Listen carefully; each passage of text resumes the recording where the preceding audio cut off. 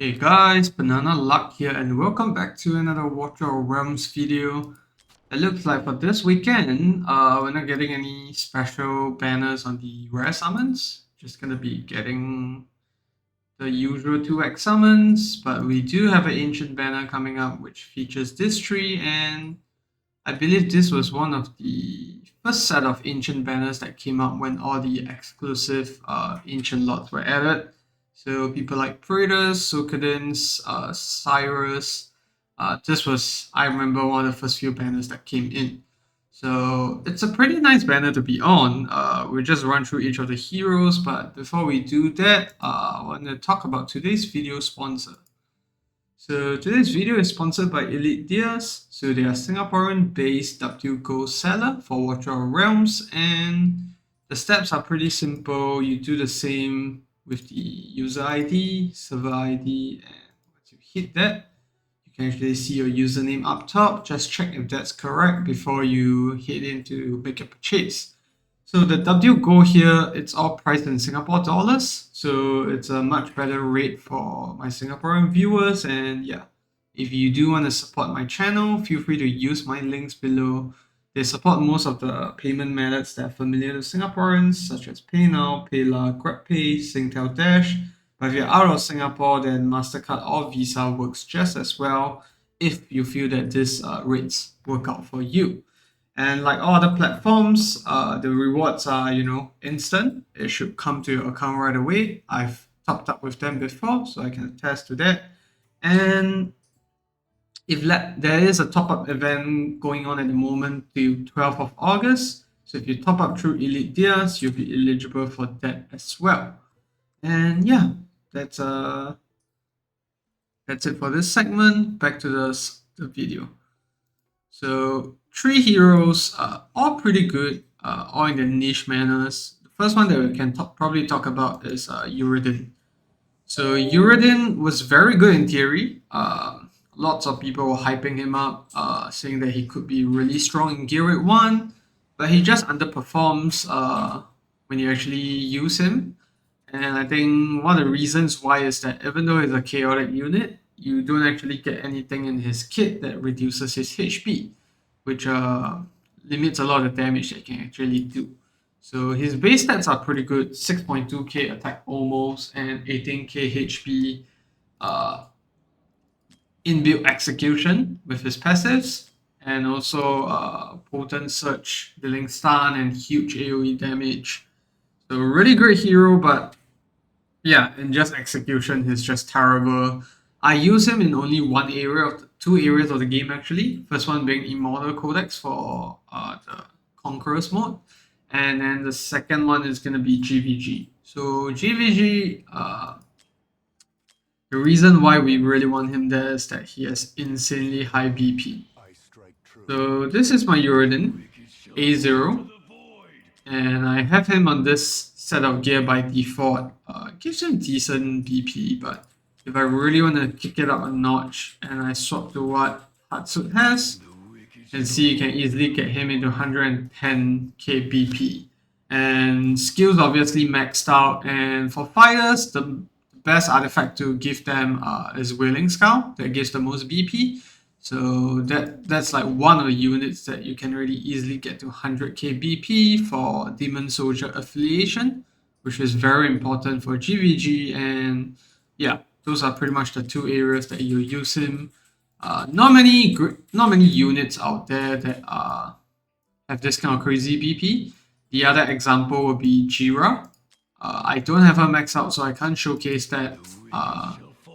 Spectrum is also pretty decent, 99k at A4. Valk as well, I have her in 97k at A2, so A5 will probably bring her even closer to that. So yeah, not many units that can do that, so if you are hardcore on GvG, then Uredin might be good just for that. And we go to the next hero, that's gonna be Pelagios. So very niche unit once again, because you don't really use him outside of GvG or the Pelagios Codex. He works really well there. Reason being that he actually deals radiant erosion. So if you take a look at his kit, he does magic damage and his AoE. So really good for gear rate 3 as well on the left side, but because of how unattainable he is, you don't really see people featuring him most of the time. And you can see his talent summons tides every 12 seconds, dealing 200% true damage to targets in range with 30% chance to inflict 1 stack of radiant erosion. And as the time goes by, the damage of the tides will increase gradually and the trigger interval will be shortened. So one thing I hear about this kind of skills is that we don't get the exact details as to how short the intervals will get or how much damage increase you actually have. Someone is probably going to be out there testing this out and reporting this back, but yeah, I just wish the game added this in the first place.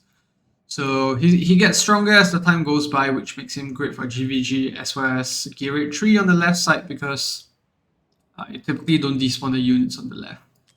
And then first passive, Poseidon's Fury has a 60% chance to create Tidal's Vortex at the target's location, lasting for 3 seconds, and trigger chance goes up to 80%, lasting for 5 seconds. And I believe this is his ultimate. Okay, it's his ultimate. So what does the Tidal Vortex do? It basically pulls units to the center. So it's a form of crowd control. And if units are inflicted with Radiant Erosion, 1 stack of Radiant Erosion will be consumed to deal 600% true damage, which is pretty neat because I think Jira, for example, the true damage that it deals when it consumes the Radiant Erosion stack isn't that great. So lots of bursts potentially coming out from this. And then his last passive, when there are more than 5 enemies in range, Poseidon's Fury has a 30% chance of being cast repeatedly on random enemies. This can be triggered at most 2 consecutive times, and if there are more than 10 enemies, the trigger chance is double. So trigger chance goes up to 40%, and then if there's more than 10 enemies, it's going to be 80%. Yep. So basically, he's gonna do multiple ultimates from what I'm reading. So that's probably why he's so great in Pelagios Codex, because there's so many mobs out there. And then his arena skill is just increased damage, so pretty high deployment cost for Arbiter unit.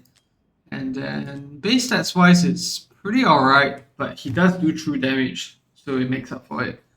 Honestly, I don't mind getting a Pelagios, but I don't have an Arbiter lot, neither do I have a Piercer lot, so it's kind of a bummer there.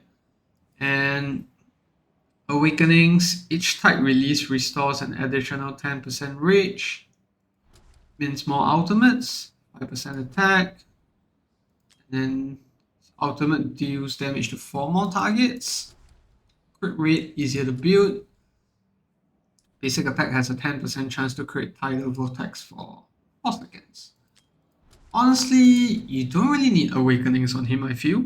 None of these are really game-changing, in my opinion. So, yeah, his skill cost is already at 600, so that's not too high. So, yeah, I think the A one is nice to have, but not a necessary one. But yeah, Pelagios definitely seems great for GvG. Just a more high-class version of Maul, if you ask me, because he does have some control as well. No freeze, but I'm sure the Tidal Vortex does quite a bit of control as well. This is going to last for 5 seconds. And then the last unit that we're going to talk about, that's Cyrus, which we recently put in the Praetors banner. So Cyrus is arguably the best defender in the game. You're going to see lots of Cyrus in GvG after this, even more so. Some people are already running him in Nightmare teams. Instead of having a Baron or Abomination, they run a Cyrus instead. Because Cyrus is pretty much unkillable if you take a look at his kit later. So first talent summons 1 skeleton warrior within 2 tiles ahead when deployed. So you can see that he basically deploys skeletons in his attack range. And then his basic attack is magic attack, and it's an AoE one, similar to Ardea, where it's, not... It's AoE damage to multiple enemies in range. I believe this... Actually, I'm not sure if it's the same, because Ardea works with Infernal Raw, but this one sounds a bit different. And then first passive, 40% of the incoming damage will be absorbed by the hero summons. When the hero receives fatal damage, one of the summons will be sacrificed to resist damage. And this damage sharing goes up to 60%. And bear in mind that Cyrus does a shit ton of summons with his ultimate. And then this one is his last passive. When the HP of the hero summon is below 50%, increases his attack speed by 60, damage by 30%. So his skeleton warriors inherit his stats, but they don't do any AoE damage. So you really need them more for tanking purposes, if you ask me. And yeah. Ultimate summons one skeleton fighter within 2 tiles ahead and increases theirs and the hero's damage by 100%, attack speed by 60 for 10 seconds. And its skill cost goes down to 550, which makes him really great for defense because he just summons a shit ton of skeletons. And don't forget he has his lot bonus as well, which reduces skill cost by 25%. And that just means that, 550 is going to go down even further. That brings it to about 417, if I'm not wrong. So very, very low skill cost. If you combine that with Elohim, for example, he's going to be summoning skeletons like crazy, which is why he is a much better option than, say, something like an Abomination or Baron, because this combined with Torador just has a very strong defense that's going to be very tough to get through. Awakenings wise, when summoning Skeleton Warrior has 25% chance to summon other skeleton. It looks like the same. Oh, okay, but this one is way stronger.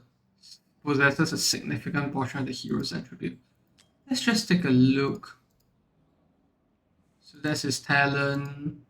Okay, so the talent is the one that summons the stronger one.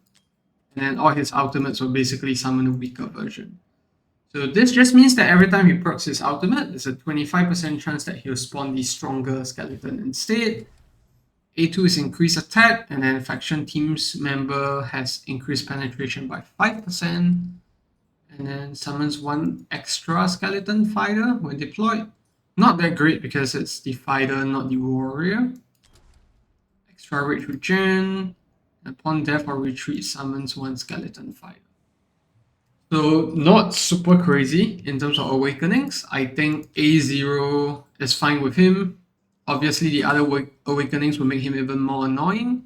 But do bear in mind that all the skeletons, besides just being fodder for units to tank through hits, he does have that unique passive, which is different from Venoma's. So Venoma gives a 30% rage boost to all allies, no matter their faction.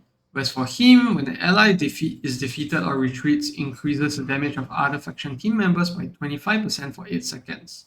So this can be triggered quite consistently because his skeletons don't actually receive any healing.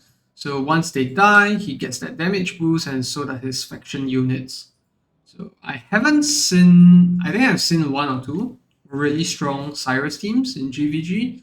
So that's without Torador. It's just Cyrus, a defender, and then I think there's Boris, Mari, and all that. So yeah, I think there'll be even more copies of Cyrus flooding the servers once this is done. But yeah, be interesting to see how he fares, especially in the new GvG map where things are a lot more different. I've seen people even facing their Cyrus backwards, so that when mobs actually do lick through Cyrus, there are a lot of skeletons at the back. So it's like pseudo defenders there because the skeletons don't actually expire. So he can actually rack up more skeletons at the back if you take very long to, actually cut through the Cyrus defense. So yeah, it's a pretty okay banner to go for. Obviously not as great as the Praetor's banner or the Ingrid banner, but these units are all really solid for GvG. Cyrus is also great for Conqueror's Codex, obviously, because it's him that you're defeating in the Codex. And then Pelagios also as well for GvG. And if, let's say, you haven't cleared Geared 3, you don't have Nyx or Razak, then Pelagios is a pretty good option there as well. So yeah, that's going to be it for the video. Let me know down in the comment section if you're going to be summoning for this banner, and if you're not, who are you actually saving up for? Because we have been getting quite a few leaks of what's upcoming. I think there's a Sokoden's banner coming up, as well as a King Haas and Adeya one. So yeah, that's going to be it for the video. Thanks for tuning in and see you in the next one. Goodbye.